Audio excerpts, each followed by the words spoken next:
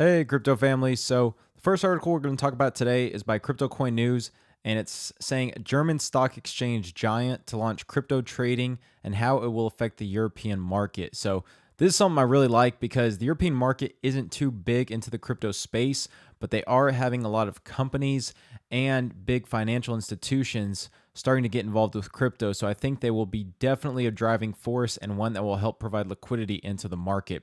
So, it says on December 12th, Börse Stuttgart, the second biggest stock exchange in Germany and the ninth largest in Europe, said in an official statement that it plans to introduce a crypto trading platform by the second quarter of 2019. So, someone who's the second biggest stock exchange in Germany and the ninth largest in Europe planning to introduce a crypto trading platform, you can think how much volume that's going to create, especially with people that are already invested in that stock exchange. I'm sure a lot of those investors will bleed over into the crypto space as well. So, something that I'm definitely looking forward to.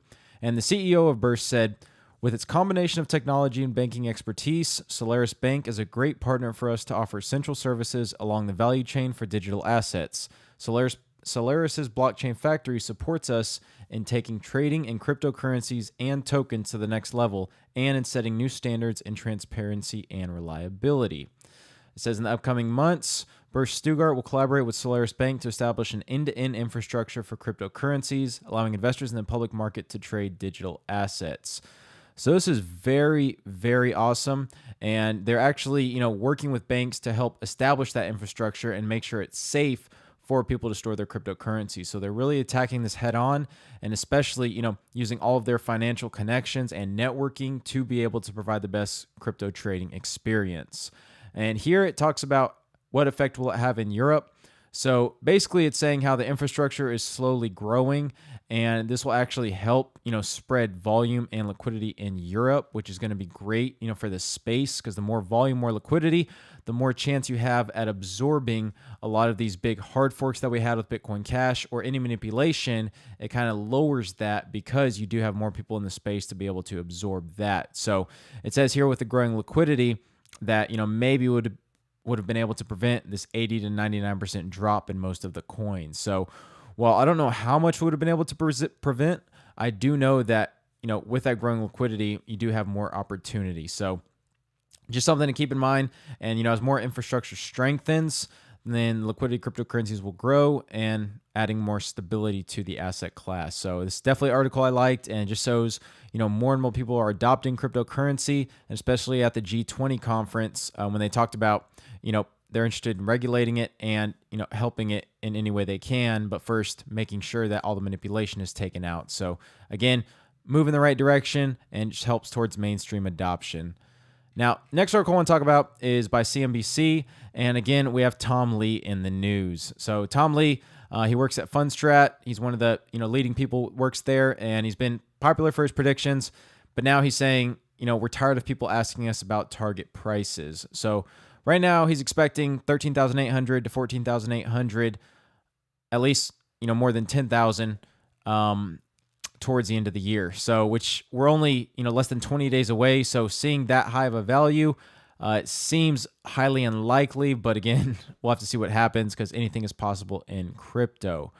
But what he is saying here is that one of the big things is, looking long-term, the amount of Bitcoin users, if that approached even 7% of Visa's total 4.5 billion currently, Lee's regression model would place fair value at $150,000 per Bitcoin. So basically, he's comparing risk versus reward, and he's still saying it's very strong. And given the steep discounts of Bitcoin to our fair value models, the excessive bearish sentiment about fundamentals does not seem warranted. So again, basically, he's saying that there's still a very good value in Bitcoin and a ton of growth if you do get a lot of those customers, or even, just a small percentage of users from Visa, from Fidelity, from those big financial institutions. So I see where he's coming from and I see why he has these predictions. But again, it's hard to give any direct numbers, so I wouldn't put too much emphasis on the price he's predicting. But he did say at the end that technicals remain important, and as long as Bitcoin remains below its 200-day moving average, investors will likely still stay bearish. So quickly here, it's going over to the Bitcoin chart. That 200-day is this purple line here. It's the 200-day simple moving average. And you can see since March, Bitcoin has actually stayed below this 200-day moving average. So you can see it tried to break above it, still stayed below it, and then we've stayed below it this whole time. Now, right now, it's sitting at about $6,300. So that's going to be the level we're going to need to look at. I can imagine it's going to keep decreasing as long as Bitcoin stays around this area. But again, we'll have to see what happens. Now, last article I want to talk about is one by Invest in Blockchain. And this one is saying that cryptocurrencies are being absorbed by traditional banking, and that's good. So I already mentioned Germany's second largest stock exchange is going to create their own crypto trading platform. Now, this other bank here is Revolut, and it's a digital banking alternative to the traditional brick and mortar system. And Revolut already features a Bitcoin and cryptocurrency exchange built into its mobile app and has now received a European banking license. So that's great to see. And again, this is another banking company that is getting into the space and helping, to spread awareness and to get more customers into that crypto space with still having the feel of a bank.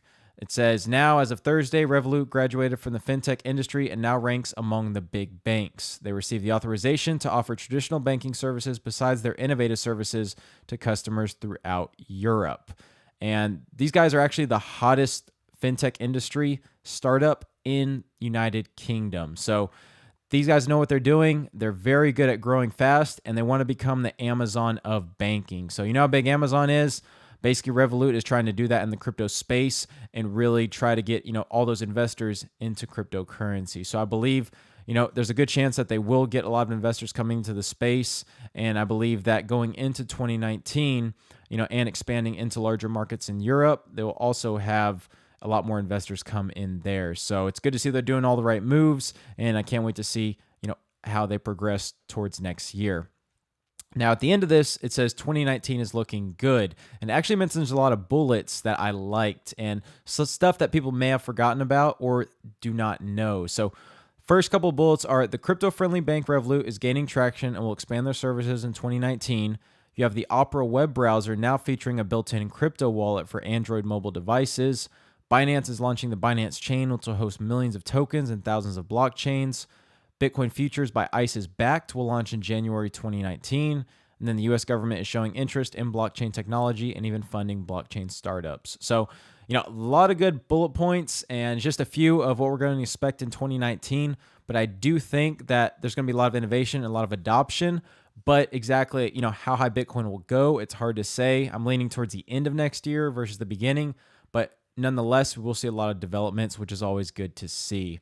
Now, looking at the market today, again, not a good day. Most of the coins are in the red.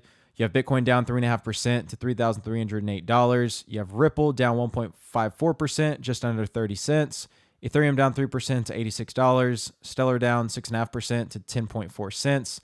And then Tether staying at $1. And then the biggest gainers, we have Waves, which is one of them. Waves has been doing pretty good the past couple of days. And then the biggest losers, you have Factom, which has fallen from grace, down 13% to $7. So that's been a really volatile coin the past couple of weeks. So again, something to keep in mind when you are trading, a lot of these lower altcoins. Now, looking at Bitcoin here, I already mentioned the 200-day moving average that Tom Lee was talking about. Now, looking at the 4-hour chart, so I mentioned that this green space here, this green box, is the support that we need to hold, and it's between 3,200 and 3,000. Now, if we can hold this, then I do see us, more possibility to gain a rally and also, get above this 3,600 level. So this is the strong resistance that we need to break above. And I believe if we break above that, then we can, start heading towards that $4,000 level and beyond. But as of now, it seems like the 50-day moving average on the 4-hour is acting as some resistance. And right now that's at about 3,430. So something to keep in mind when you are trading, setting your stops potentially around 3,200 to lower 3,000. And then, maybe taking profits as we get closer to this 3,430 and possibly 3,600. So kind of some swing trading if you do that. If not, if you're in this long term, then again, RSI is oversold. Could potentially be some good prices to buy Bitcoin, but not investment advice, just my opinion. And, if we do break these levels, as I mentioned, then I am expecting us to go a lot lower, potentially 2,500 or 2,000. So something to keep in mind. But with that, if y'all enjoyed this video, please give it a like, comment if you have any questions, and please subscribe if you haven't. Till next time, thanks for watching.